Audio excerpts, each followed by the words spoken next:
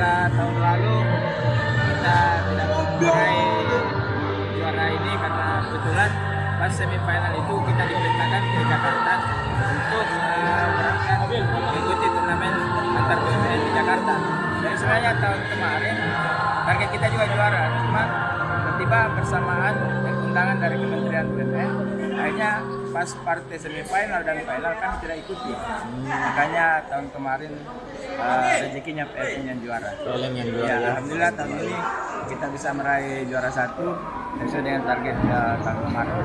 Untuk tahun depan, turnamen tahun depan, perencanaan seperti apa, Coach?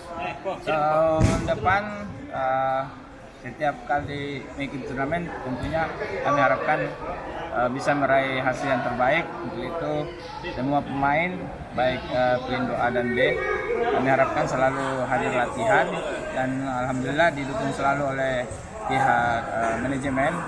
Kami diberikan fasilitas untuk latihan setiap hari Selasa dan hari Sabtu. Terima kasih, Coach. Ya, terima kasih.